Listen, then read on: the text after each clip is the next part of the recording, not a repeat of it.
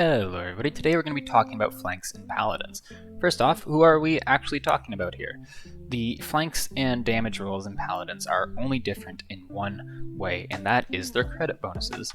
Damages get more credits from the damage dealer bonus, and flanks get more credits from kills. So aside from their unique credit bonuses, nothing is different between flanks and damages. As groups, the categories tend to be slightly different, but realistically, they're the same, which is why you often just call them DPS. Let's compare three champions, Lex, Cassie, and Stundamba. There's nothing fundamentally different in the way these champs work like there is between tanks, DPS, and supports. They each have their own unique characteristics, but there's nothing fundamentally different.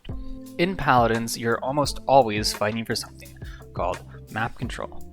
Map control just means your team can stand somewhere safely while the other team can't. And you want control over more of the map, and eventually you also want to control the objective and get points that way. So we know how this plays out in practice. Main tank on point, off tank and offlane, DPS behind them, support plays with the team. But hold up, this leaves like a whole third of the map open. Surely we can use this in some way. Flanks are the champions that can take advantage of this open lane. This open lane is often called the flank route. So what do we need to take advantage of this flank route?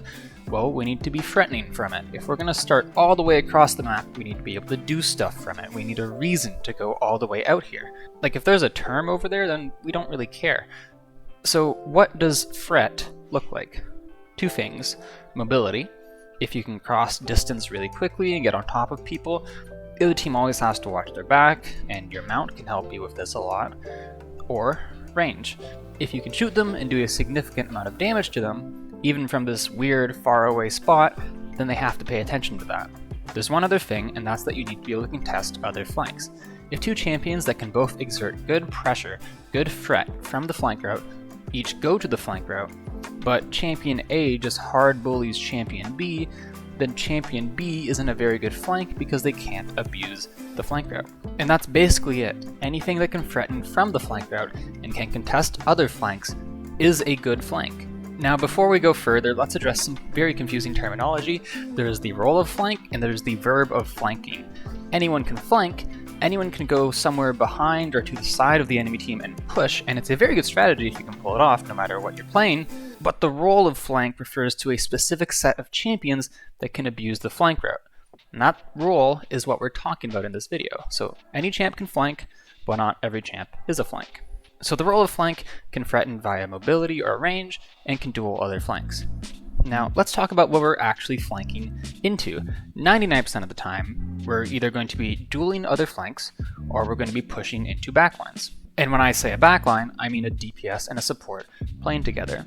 And here's where I make the argument that flanks need poke. If you only have mobility and don't have range, you're always going to be entering the fight in a 1v2 where the backline is full HP. There is no DPS character in the game that should win that consistently. So you're no longer threatening from the flank route, which means you're not a good flank. Bulk Up Buck is the best example. You're just not going to ever be able to make yourself an opportunity. Could you wait until your team gets someone's low? Sure, you could wait for that, but there's no guarantee that that'll happen, and in the meantime your team is fighting a 4v5. And we start getting into the role versus verb thing again. Anything can flank, but if they're not good at it, then they're not really a flank. So why does Bulk Up Buck ever get picked then, if he's not a good flank, right? Well, the thing that he doesn't have is poke, and you don't necessarily need poke to duel other flanks. So you just pick him as an anti-flank. He's never going to go in.